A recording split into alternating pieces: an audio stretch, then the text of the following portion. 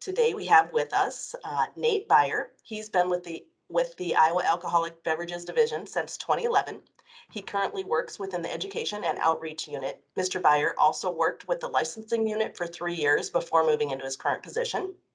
And also with us today, we have Denise Roberg, and she's been with the Iowa Alcoholic Beverages Division since March of 2019. She currently serves as the lead in the Education and Outreach Unit. Ms. Roberg began her career in public service in 2008, working in workforce and education programs. She holds a Bachelor of Science degree from Iowa State University. So with that, I will turn it over to Nate and Denise. Carol, thank you for that introduction. Like she said, Nate and I both work in our Education and Outreach Unit. Part of what our positions entail are educating licensees, our local authorities, and additional stakeholders. So before you all jumped on, Carol was asking, if we do a lot of presentations, if we're doing virtual, and we certainly do presentations throughout the year, but a lot of what our education is more one-on-one when folks call in with questions about setting up a special event or certain things they can do with their license. So we're going to cover a lot of information today. I have shared the presentation with Carol. So if you all, want to view that afterwards, don't feel like you have to take notes. You can watch this recording or view the PowerPoint afterwards. Oops. Okay, so the first thing we're going to talk about is, when you need a license versus when you don't. So we've got some resources here, and really all this information that we're sharing today is going to be on our website, so you can always reference that as well. But the first thing I want to touch on is our sampling versus tasting. So a lot of times folks use the word sampling like, oh, we're going to have a wine sampling in our town. But there is a specific definition in Iowa Code on sampling versus tasting. So most of the time when you guys are referencing wine sampling, what you're really referencing is what we know as tasting. So sampling is when industry members give these products to retailers. So, Jack Daniels gives something to Hy-Vee to do market research or education. The tasting is what you guys would be interested in doing, and that's the presentation or serving a product to those consumers or customers for them to try. So that's kind of the outer consumer focused piece. So, for these tasting events, if you guys are wanting to set up those, partnering with local wineries or breweries, they have certain rules and regulations that they have to follow in order to do these tastings. Now, on our website, we have a flow chart. So I'm going to warn you, these next couple of pages are going to be a little maybe overwhelming for you to look at. They are on our website, but we created this flow chart to kind of help folks. We get a lot of calls saying, here's what I want to do. Do I need a license? And so this flow chart can kind of help walk you through whether or not you need one. Now, I don't want to say this, only use these flow charts to help you determine. We're certainly here for you to call or email to ask questions on your specific event. But the thing to remember is beer and wine, it can be consumed on an unlicensed premises. Liquor is treated completely different in the state of Iowa. So if you're going to be serving liquor at your event, you need a license no matter what. If there is no charge to attend your taste, then you might not need to have that license or permit. But if you are charging admission for the event, then you do need that license or permit. So, the way we look at it is, even if you're not selling those tastings, if you're selling access to those tastings, you're selling alcohol. So anytime money is exchanged for alcohol, or in this case, access to alcohol, you need a license or permit. So here's the page that I was saying might feel a little overwhelming to look at it, but you can use this as a resource and kind of walk yourself through, what your specific events or needs are, and see what type of license or permit you may need.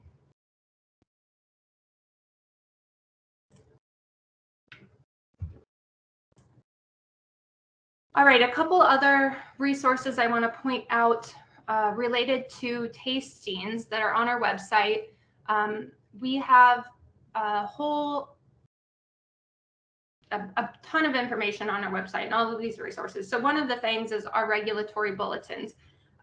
These are going to outline what specific groups in the industry can do at these tastings. So we have tasting by industry members, and your industry members are going to be like your beer manufacturers or wholesalers. They fall into that industry member tier. Your tastings by retailers, retailers are going to be retail licenses. So if you were to get a temporary permit to sell or serve alcohol, you would have a retail license. Joe's Bar down the street, he has a retail license. So there's different guidelines for each of those groups. And so on our website, we have these regulatory bulletins for each of those, and it outlines how much can be poured at these tastings. So there's different, amounts that you can share of beer, wine, and liquor. So definitely take a look at these if you guys are looking at a sip and shop event or just a wine tasting event. This will kind of outline those guidelines and then the prohibitions as well. Denise, we did have one question that came in that's relevant that I think people will be wondering about throughout the presentation, and that is about hard seltzers. Are they considered beer, or how do they fall into the flow chart? Great question. So we have a new category called canned cocktails. It has a specific definition in Iowa law. A lot of those hard seltzers are going to fall into that category. The canned cocktails have to be in a metal can, and they have to meet certain ABV requirements. So as long as it is falling within that canned cocktail category, it gets treated like beer. It comes into the state through beer wholesalers and then gets sold at retail like a beer. So as long as it's falling into that category, and we'll kind of get into a little bit more later who you can buy certain products from. If you can buy that product from a beer wholesaler, it's a canned cocktail and it's treated as a beer. So great question. All right. So before I turn it over to Nate, I do want to point out a couple things on our website.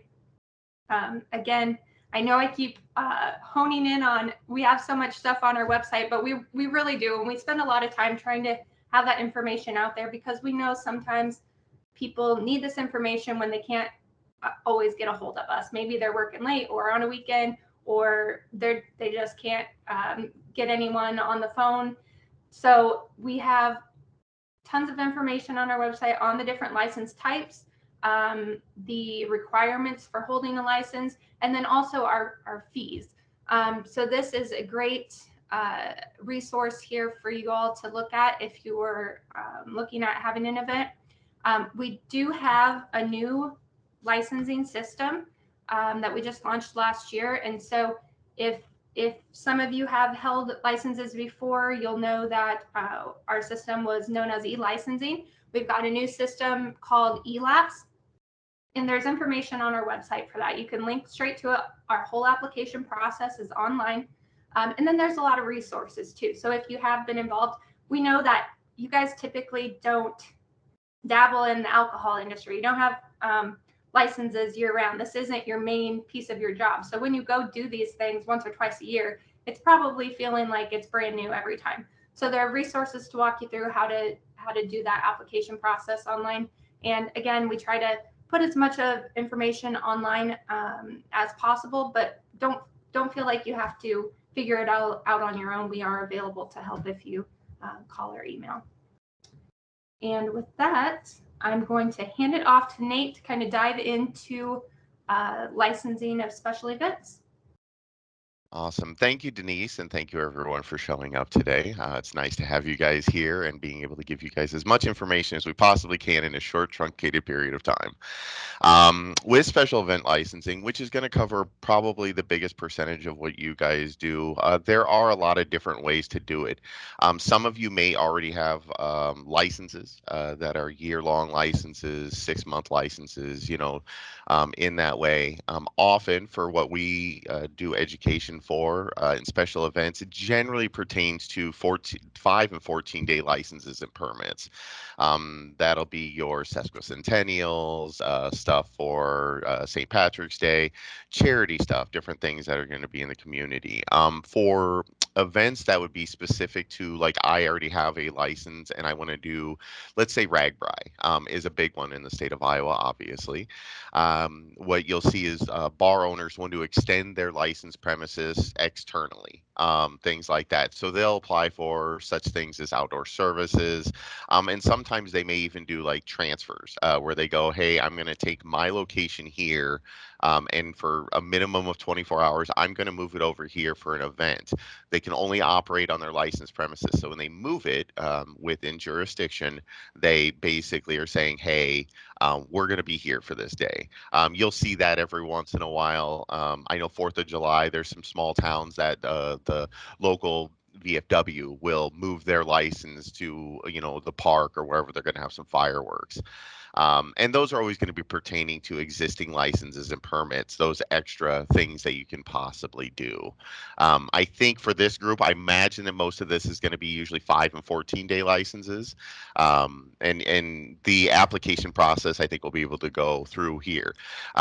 With our application, we do say that we want you to apply on, if you know what the date is, we try to get you to do it 45 days in advance.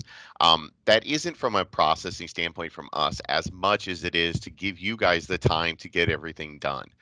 Every application has to go through the complete process. So deciding you want to do something this weekend most likely can't happen because there's so many steps involved.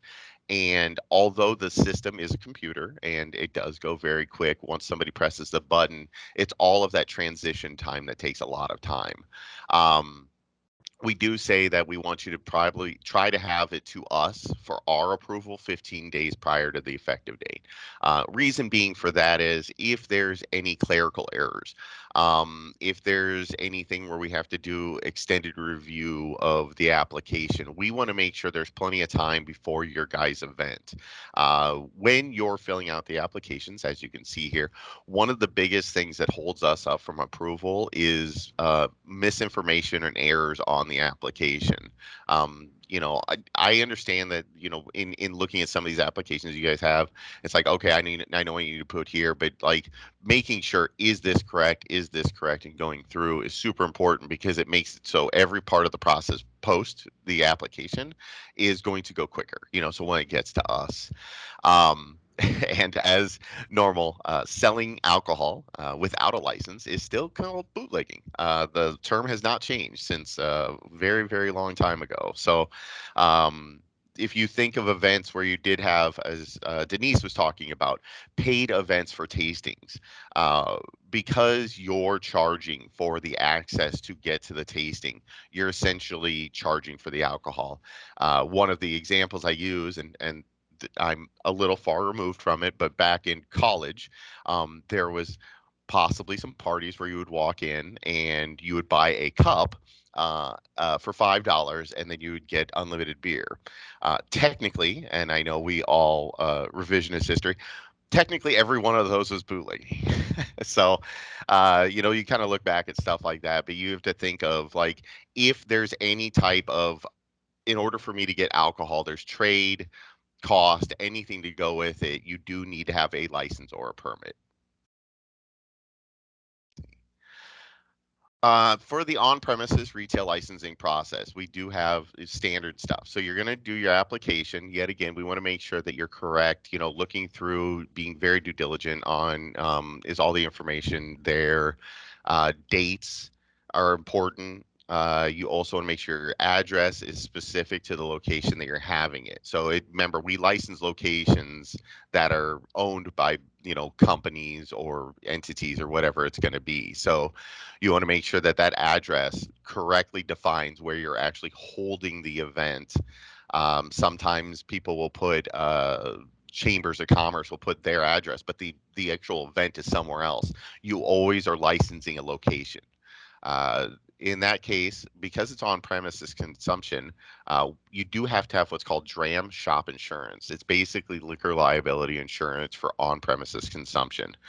You get that privately. You can shop around, just talk to your insurance agent, and they can do that. A lot of you have probably applied for licenses and went through that process. Also, the next step is going to be the local authority consideration. Local authorities are going to need two things every single time, and I can guarantee this. They need to have a sketch of your licensed premises. So you need to show where it's going to be, if you have an outdoor service, how that's going to look. And we have a slide on our outdoor service, and we can kind of go over that. But the sketch, and then also proof of control of property, super, super, super important. You can't operate where you're not allowed to be legally. So you don't, they need to make sure you guys have, if it's a city agreement, make sure you have that and they have that on file. Different things like that. You want to make sure wherever you're going to be operating that the person that either has already controlled the property, gives a rental agreement, whatever it's going to be for you guys, or if it's a city, some type of agreement for there. Once Nate, the local authority has been through city council, and that's part of the 45-day reason, is that city council can be, you need to make sure you know what the date of their city council is. Some cities have one a month, some cities have multiple. So you kind of want to make sure you fall in line and know, okay, if it's on the first of the month every month, I know I need to have this application to them for their consideration by this date. Otherwise, there's a possibility I may not be able to have my event, stuff like that. And then once we go through and uh, check to see if the I's are dotted and the T's are crossed and everything looks good. We issue it, and basically, once we issue it, your license is active and effective based on that effective date. You cannot operate before the date. So basically, nothing exists before that effective date. So you can't order any of your beer, can't buy any of your liquor, whatever you're going to be doing for your event, nothing can happen before that date. And that's also why the dates are super specific. You want to make sure, hey, when are we going to get this stuff? You look at your 5 days. It's a 5 day window because you have to get your beer from a beer wholesaler. You have to get your wine from a wine wholesaler. You want to line up everything with them. The different types that you guys will see, and generally these are the three that you're going to see across the board for our special events. Number one is going to be your Class B beer permit. That's going to be beer, your wine coolers, and as we had talked before with, about canned cocktails, your seltzers. I know wine coolers aren't as cool as they used to be. Back in the day. Now it is more of those different types of beers, Trulies, different things like that, all going to be considered beer. And the easy way to figure it out, as Denise had said, is if you can get it from your beer wholesaler, they can only sell beer. It's a beer. Special Class C liquor license, which is the next step up as far as things go. It's going to be your beer, and then also includes wine, an actual wine. So your rosé, your Cabernet, stuff like that. And then the full, license is going to be your Class C liquor license. That's going to be your liquor, beer, wine coolers, everything. It's going to be all the stuff that you guys would be looking for. Uh, for the application process, you're always going to start at our website, so abd.iowa.gov. You can find out all the information there. Once you do the actual application, then you're going to make sure, and you can always do out of the order as far as stuff goes, but know that the application process has to go through the carrier next, insurance carrier, and then the local authority approval. So you can reach out before if you know your event's coming up and start shopping around for insurance. Also, getting in touch with the local authority and possibly the property owner to try to get some, the rental agreement or however you're going to set up the event, get all that done. Because the more diligence you do on the front end, the faster and easier the application process is going to be for everyone. And as I had said before, the effective date does have to allow for the delivery of beer. So if you put the effective date the day of the event, you are probably going to run into some issues with the beer wholesaler maybe going, hey, we can't deliver on that day, or we don't have anybody working, or stuff like that. So you want to give yourself some buffer days for the event location. As far as sketches and everything, what we're looking for is basically the overall area where you're going to be selling your alcohol. You do have to, for all on-premises consumption licenses and permits, have tables and chairs available for up to 20, or for minimum of 25 people. The other part of it is that you have to have at least one accessible bathroom. Accessible does not necessarily mean that you have to have it right on the licensed premises, but it has to be accessible. It's as far as that goes. So usually for outdoor events, you guys will get porta pods, kaibos, whatever people call them. As far as there, so you set it up, but you want to make sure that, like I said, bathrooms need to be accessible, because one of the other things, and we don't dictate this, but just to give you guys a heads up, often you will also want to work with the Department of Inspections and Appeals, because there's a possibility, and most likely you'll need some type of food permitting, because you will be selling in on not original containers. Once you open the beer, it's not an original container. Things like that, or if you pour or anything like that. So there's food permit laws. So I would also check, as an extra thing, to look into the Department of Inspection Appeals and check with them as well. Let's see. Oh, this in this one, this would be the entire premises is exterior, all of it. So there's not an interior and an exterior. We do have another slide, and I'll show you what the difference would be. When you're doing the outdoor service, yep, so discernible area. What we're looking about for this is Joe's Bar is they're just, your normal everyday run of the mill bar. They do an outdoor service for an event.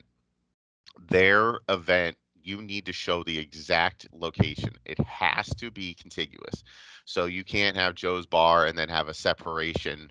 Oh, well, our outdoor service is a block away. It's like, no, it has to be connected, and it has to be accessible from the interior of the building. So it can't be like, oh, you just walk around back and that's where so I can't leave the licensed premises to get back onto the licensed premises. Next one. All right. So when we talked about transfers, and I had mentioned that before, for anybody that does have a permanent license or even a temporary license, let's say you guys are having an event on a Friday and it's in a different location on a Saturday, you can actually apply for a transfer. Transfers are not specific to being 12-month, 8-month, any license duration. It just happens to happen within the duration of the license or permit. So has to be within the same local jurisdiction. So you can't go from Des Moines City to Ankeny. You can't go from the city to the county. It has to stay within the same jurisdiction. It has to be a minimum of 24 hours, and whatever original location that you're at when that during that 24-hour window, basically you're just saying I'm moving my license from here to here. So there's no license at the original location during that 24 hours. You're not allowed to sell anything that you weren't allowed to sell at your original location. It doesn't give you an ability to go, if I have a beer permit that at the other location after a transfer, now I can sell liquor, stuff like that. Same thing, the application process, all done through our website. Start with abd.iowa.gov, licensing, and then go to the eLab section.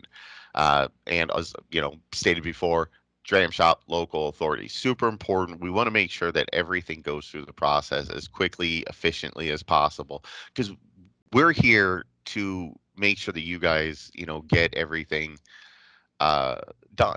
That's it. That's what we're here for, is for you guys, is to try to get this. We don't exist if it wasn't for you guys in the community. So, you know, any type of help we can give, obviously, even in presentations like this, it's super important for us to be there for the community and making sure that everybody gets through smoothly.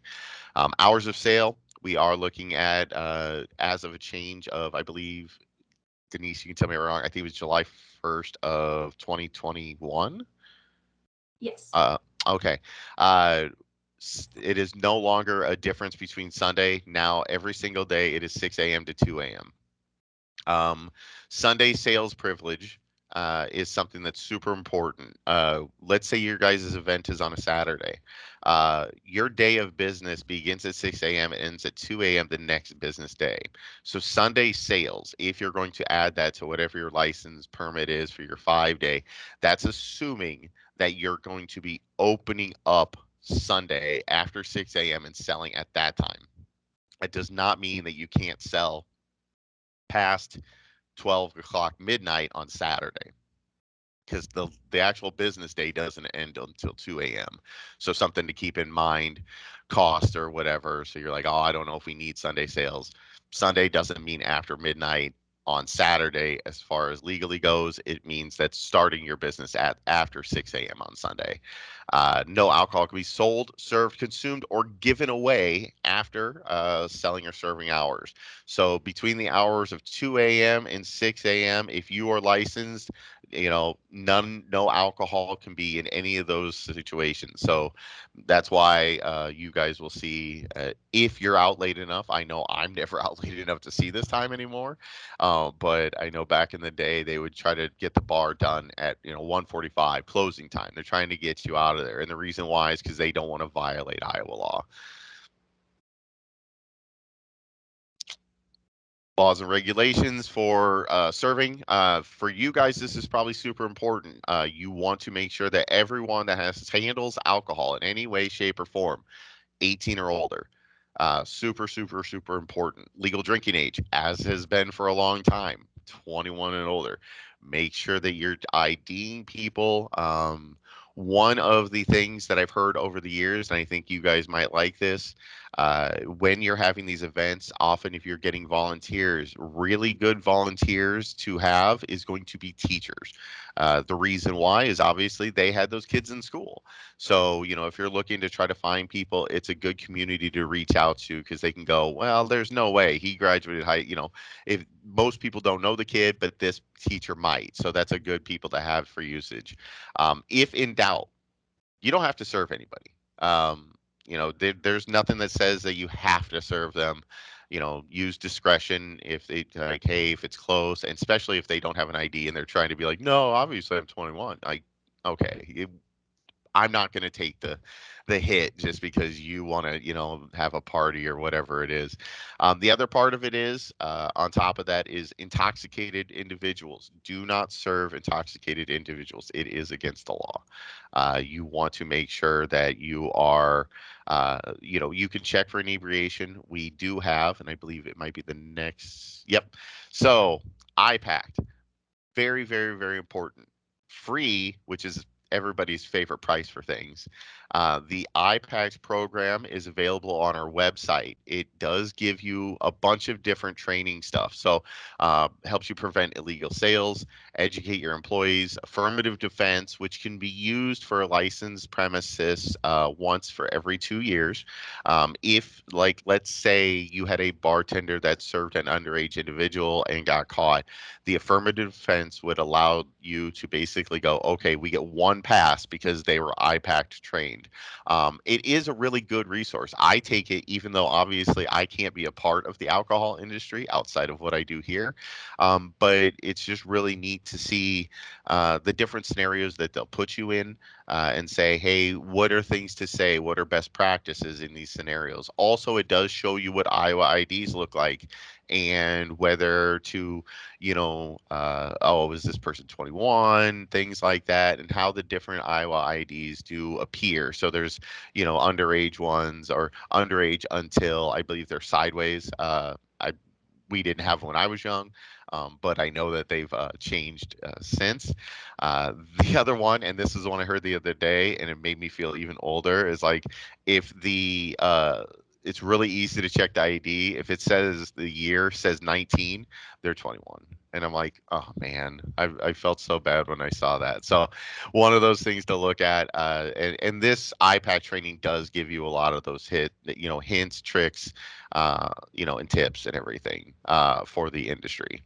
And Nate, if I can jump in real quick, Yeah. even if you all have taken the I-PACT before, we do update it on a pretty regular basis. And later this year, we'll be launching kind of a fresher look to it. So if you've taken it in the past, Laws change almost every year, and so we make sure to keep up on that. So you'll see a kind of a new look and feel later on this year once that's pushed to production. Definitely. The other thing that we offer is, yet again, free. We have a mobile app. With that mobile app, it does have a barcode reader. What it verifies is the validity of the actual ID. Now, obviously, it doesn't tell you if the face of the person on the front is the face of the person that you're looking at, but it does tell you whether it's a valid ID or not. I believe it also does say whether they're going to be okay to, as you can see in the top right-hand corner, it tells you their age and whether they're basically, because of that barcode, can they, alcohol and tobacco. As far as that goes. Also, it does have the age to purchase calendar on there. So it'll say, if you see an ID that's before this date, it's kind of like we used to have those tear calendars back in the day. It's been replaced by our app. It does have, I think we have, is it 10 states right now that we have valid IDs for, I think, Denise? I know Around we that, have a yeah. I know we've been trying to get more and more states to submit their barcode scanners, so we're getting it's getting more intuitive for surrounding states and everything. But super great thing to take advantage of, especially if you guys have door people, just to have that phone ready, scan the back of the ID, it'll give you the information. Now, the only information that it provides to you is just going to be age and whether, it's valid or not. The other part is you can find it both on Google, the App Store, and iOS, Apple Store. So Google Play and Apple, you can find it. They're both there, and they work exactly the same. And I do want to mention, it just scans the ID. It doesn't take a picture. It doesn't save their information in there. So sometimes we hear from folks that they're, worried about data being shared, but it doesn't store that information. And this is just used as a tool to help you. So certainly don't say, oh, well, I use the app, so I don't really have to look at the person to make sure it matches. Like Nate said, you still have to do those other steps to verify that this is the person on the ID. But this just gives you an extra tool to help maybe speed up the process if you've got people coming in through long lines or anything like that. All right, next. I think it's Okay. And I will hand it back to Denise. Thank you, Nate. Thank you. So this slide goes over our public policy purpose. So you can see the actual language from the code, but we want to protect the safety and welfare of people in the state of Iowa. Another thing worth noting is that having a license or permit is a privilege. It's not a right. So that privilege could be taken away if laws and rules aren't followed, much like a driver's license. If you are not following the laws and rules of the road, you can get that license revoked. So we touched on this a little bit earlier, but there's something that's referred to as a three-tiered system. And this is, there's federal and state laws that rule and govern this system. So we've got the manufacturing tier, which are the folks that are making the beer, wine, or liquor, the wholesaling tier, and then the retail tier. All of these laws are in place because alcohol is a drug, so it's treated differently than other commodities. As we've been walking through this, you can see that it is a highly regulated industry. So these laws and rules help protect the health and safety, and then also prevent a monopoly. So we're really wanting to create a level and fair playing field for people in all of these tiers and not have things that get out of balance. So that's why some of these laws and rules exist, and a lot of them have existed since the end of Prohibition. So some of these might seem, as we're walking through them, like, well, that doesn't quite make sense. Or you just have to think some of these were enacted so long ago that at the time they made sense. And as I mentioned, laws and rules are changing constantly. This is, constantly evolving industry, which is part of the reason I like working in this industry, because it's always fresh and there's always something new coming down the pipeline.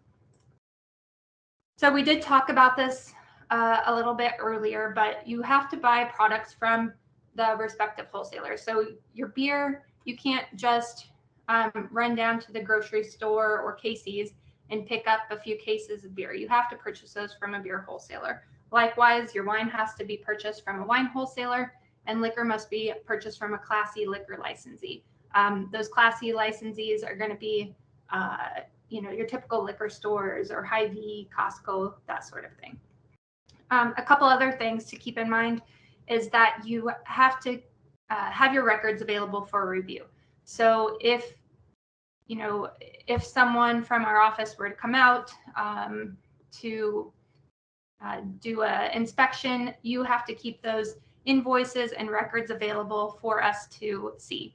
The other thing to note is that you can't buy beer on credit. You have to pay those invoices before the end of the business day. So if you are having a multi-day event, you need to close out or invoice and pay that invoice at the end of each day.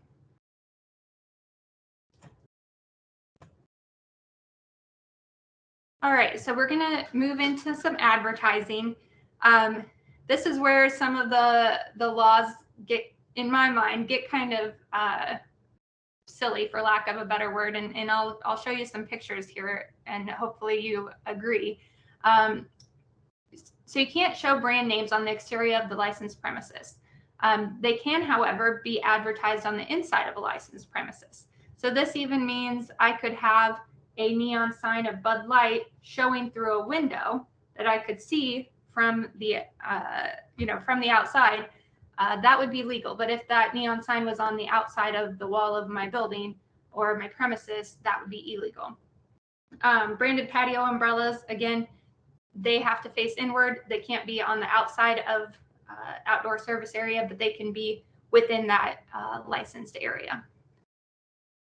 So I'm going to show you some pictures here, and hopefully y'all can see them okay. But these are pictures that we've taken when we've been out doing inspections or investigations. So the first one on the top left is a trash receptacle that's wrapped in a Bud Light banner.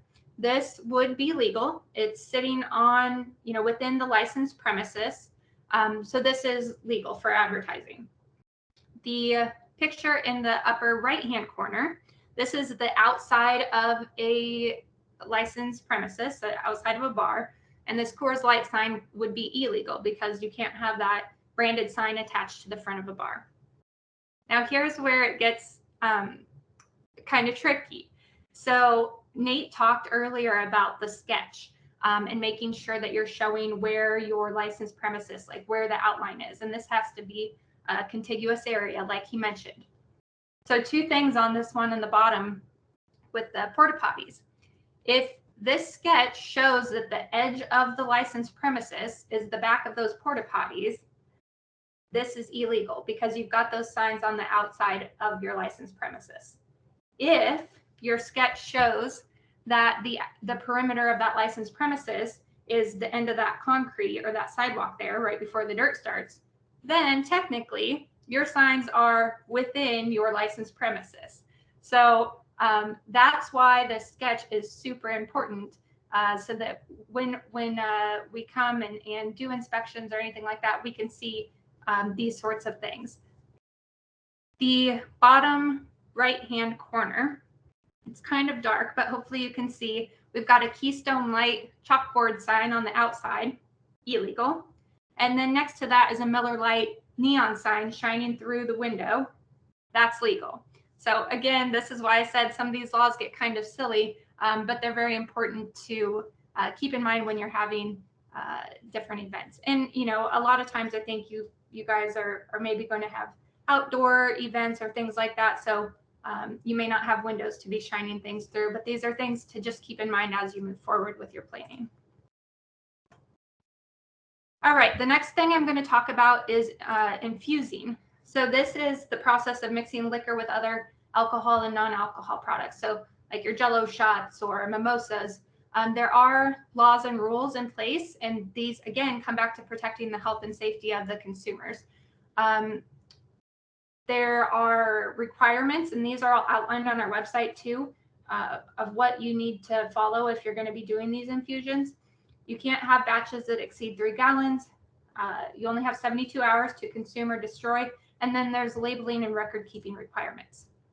So again, some visuals here to walk through. On the left-hand side, we've got some sort of mixed drink in what looks to be salad dressing containers. There's no labels. I don't know what's in there. I don't know if there's alcohol. I don't know when it was made. So this would be, an illegal way to do infusion. On the second picture, we've got some igloo containers there, and it's hard to see in the picture, but you can see that there's a label, and that label includes things like the date and time it was made. It says contains alcohol, who made it, and what the product is. So they did a great job here labeling this infused drink. And then on the right-hand side, this is kind of gold star. These are individual Jell-O shots, and each single one has a label. That's above and beyond probably what is needed. If you have those at an event, you can simply put that label on, the cookie sheet or the cardboard flat that they're sitting on. You don't need to label everything, but definitely gold star for whoever did this and labeled each individual Jell-O shot. So like we've talked about, there's laws and regulations that outline the relationships between industry members and retailers. And so this slide talks about some of the things that wholesalers cannot do in regards to their relationships with retailers. And, the reason that these laws exist, again, is to prevent a monopoly, help provide greater selection in the marketplace, and create that level and fair playing field. So a lot of times if the wholesalers can't offer things of value to one retailer that they're not offering to other folks. And these are all outlined in Iowa code, and they're referred to as trade practices. So there's a lot of rules and regulations around this. If things, if laws get broken or these guidelines aren't being followed, it can come back to both the retailer and the wholesaler as a violation. So some of the violations that can occur, sales to minors, criminal fines against both the licensee or permittee, so whoever holds the license, and then against the employee or volunteer that would serve to the minor. And then also these other alcohol violations, kind of what we walked through now, those advertising things, infusions, those can be violations that occur if these rules aren't being followed. This goes into more about some of the violations and the first time that this happens, just fines. But then if it's a continuous thing, and we see maybe this is a bad actor, could lead to suspension of a license or even revocation.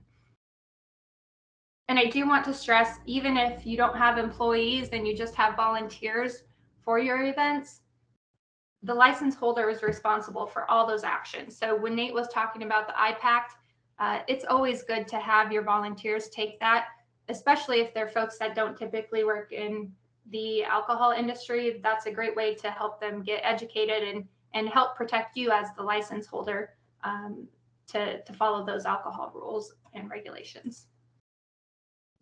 Now, this doesn't happen very often, but it can happen. So an immediate suspension of a license could occur if there's an immediate danger to public health, safety, and welfare. There's due process with in regards to your rights. And again, we don't see this happen very often, luckily. Nate touched on this before as well. These are some other considerations. If you're planning a special event, you may need to get a food license or a social gambling license. Both of these are done through the Department of Inspections and Appeals. And sales tax permit is available through the Department of Revenue and Finance. And, some of this stuff, like sales tax permit. We've got the GovConnect Iowa system that launched recently. And so it really is trying to create this one-stop shop for people to get all of their licenses and permits and things that they need to do business in Iowa in one place. As I've mentioned multiple times, we have a ton of materials on our website. So if you can see up at the top bar of that, we've got a whole tab just for education. All of the materials from today can be found under there. There is a special event presentation that is very similar to the one that we're doing today. It still does say 2021. I realize now that we are already into February, so I should probably put that on the list to get done soon. But it's still the same information. And as I mentioned, laws do change. Typically, we see that a lot of laws go into effect July 1. And so any laws that got enacted last year have been updated in those materials. And certainly as things change moving forward, we'll keep those up to date. So great place to start, but don't feel like you have to be the expert in this. Nate and I are here to help with questions specific to your event. It's so hard to just give a blanket, here's what you need every single time, because it always depends. There's variables with every event. And so don't hesitate to reach out to us. I've got both our education email address on here. That goes to our education team, which is predominantly Nate and I. So if you reach out that way, we'll both get this. And then I also have our licensing email address here. So if you have a question specific to licensing, you can shoot that over to them. But if you have a kind of more complex question about what type of license you need, or to walk through what you need to do for your special event, please reach out to us at education, and we'll help you with that. So I am going to stop sharing my screen. And I know we have a little bit of time left. One of the things that Carol had mentioned that she wanted us to cover was the downtown entertainment districts.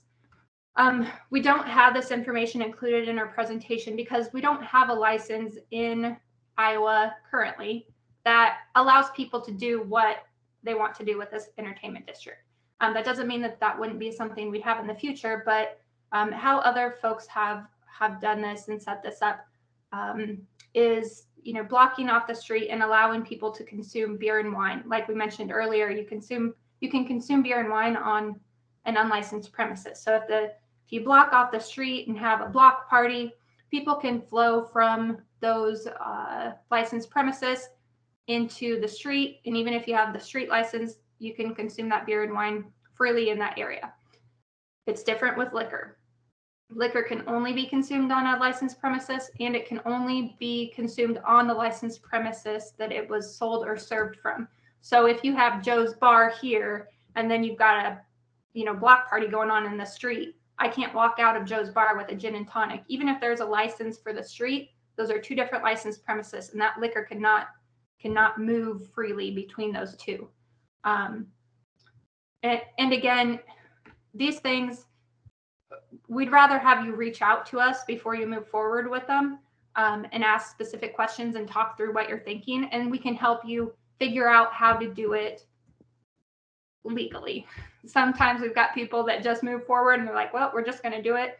And it causes issues along the way because you've got, as Nate outlined before, the process with Dram Shop and local authority, and then we have to go to square one. So please don't hesitate to reach out to us, and we can help walk through those special events with you before you move forward with starting your application process. Nate, Denise, this is a lot of really great information. We do have some questions in the chat. Do you want me to run through those with you, or? Perfect. Okay. Yeah, let me see if I can. Yeah, if you want to ask them, that would be great. Yeah, so we have one from Alicia. What if your event is held on the street? What would you use as the address? With stuff like that, the easiest way to do it, so our current system uses a GIS identifier, but you can bypass bypass that by just putting in the address down below. So you can use one or the other. If you're going to do the street, so the easiest way to do it is to most accurately define it. So like Main Street between First and Second. Not just Main Street, because obviously in most cities, Main Street's, 20, 30 blocks, whatever it's going to be. So just whatever is going to be most defining when it comes to like the actual area you're going to be in. So when it comes to streets, it's usually what street it's on, between what street it's between. Perfect, thank you.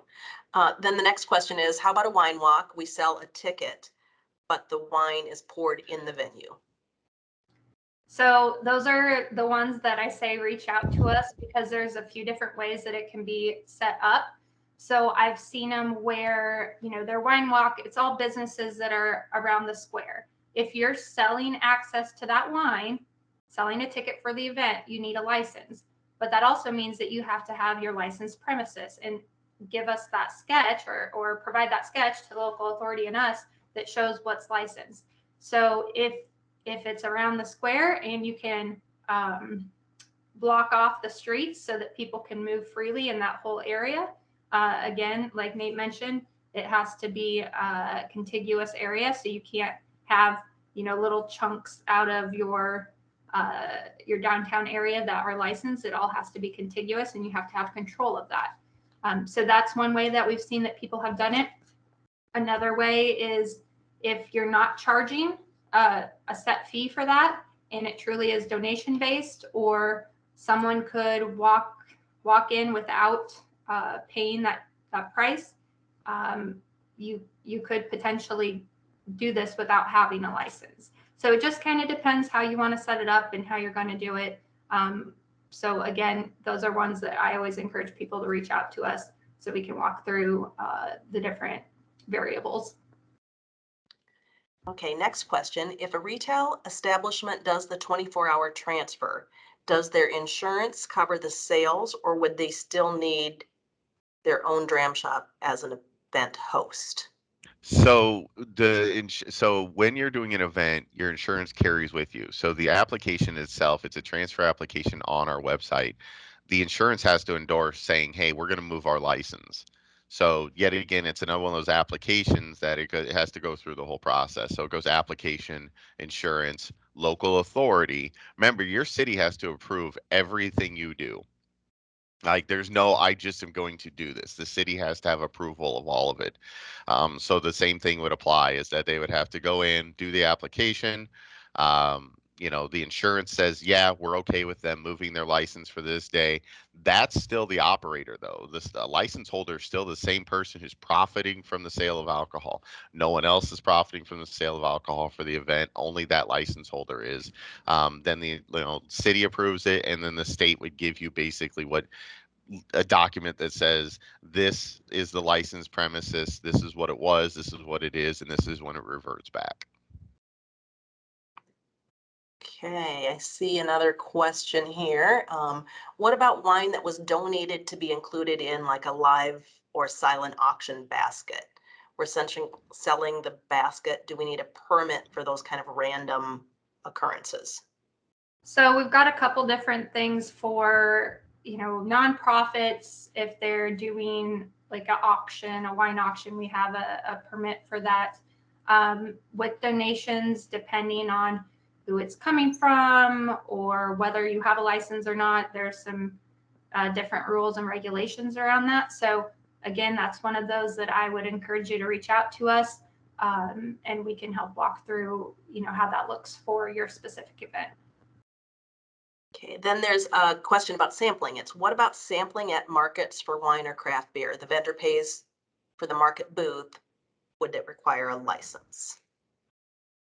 So it depends if those, I'm going to stress again, tastings, not samplings, but I know that they mean tastings. It depends if those are free. So a winery our native wineries have something called an additional location privilege. And so that allows them to go set up shop and sell wine by the bottle for off-premises consumption, or give those tastings. They can also give those tastings. They just can't sell glasses of wine. So they can give those tastings, on an unlicensed premises. And beer is also able to be consumed off of or on an unlicensed premises, and so they could set up shop to do that as well.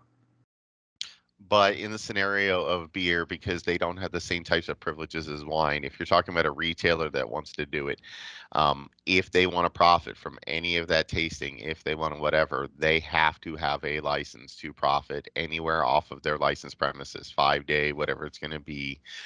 So that's, yet again, as Denise has stressed, if you're running into a scenario of, can I do this? It's best to reach out to us because, it isn't as cut and dry as like one person saying it is completely different than the next person because of one word. So, we try to stress, reach out to us. That's what we're here for. That's what our resources are here for. Wonderful. Thank you. And there was one more question. It was more about the app, which I think sounds like an amazing feature to be able to scan any data on how long or how much drain that would do on a phone battery. That was the other question. It's pretty minimal. I more of anything on your phone, the drain's going to be the your brightness settings. So how bright is how bright is your phone? That's it. Because the app isn't actively doing anything until it scans. So and I'm going to throw this out to the rest of our Main Street team. Any other questions from the group? And feel free at this point, if you just want to unmute yourself quick and ask a question, please do that.